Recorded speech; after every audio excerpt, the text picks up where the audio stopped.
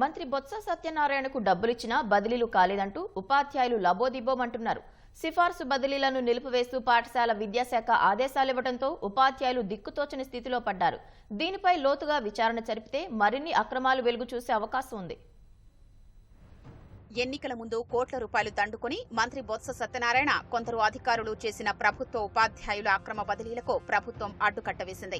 వైకాపా ఎమ్మెల్యేలు నాయకుల సిఫార్సులతో వచ్చిన ఉపాధ్యాయుల నుంచి భారీగా డబ్బులు దండుకుని మంత్రి, ఆయన పేషీలో పనిచేసే పీఏ, పాఠశాల విద్యాశాఖ కమిషనరేట్, సచివాలయంలో పనిచేసే కొందరు అధికారులు కలిసి ఎన్నికల ముందు హడావిడిగా బదిలీలు చేశారు.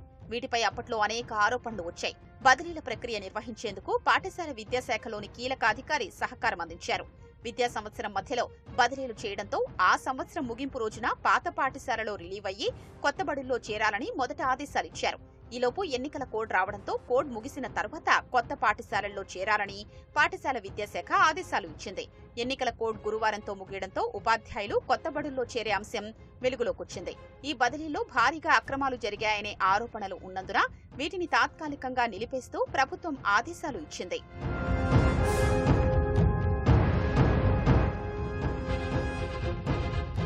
రాజకీయ సిఫార్సు బదిలీలకు ఒక్కో ఉపాధ్యాయుడు 3 నుంచి 6 లక్షల రూపాయల వరకు ఖర్చు పెట్టారు.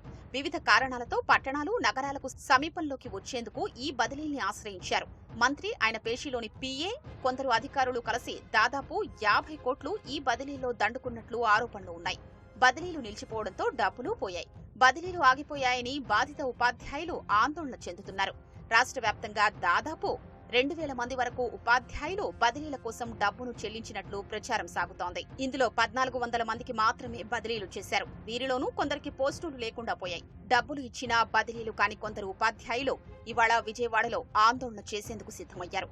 ప్రకాశం బ్యారేజీ సమీపంలో సమావేశం నిర్వహిస్తున్నట్లు బాధిత ఉపాధ్యాయ సంఘం తరపున ప్రకటన విడుదల చేశారు.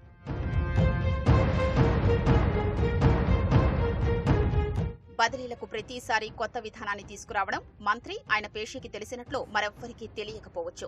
ఒక్కోసారి ఒక్కో విధానమంటూ భారీగా డబ్బు గుంజేశారు. సాధారణ బదిలీలు గతేడాది జూన్తో ముగిశాయి. జూలైలో అనధికారికంగా కొన్ని సిఫార్సు బదిలీలు చేశారు.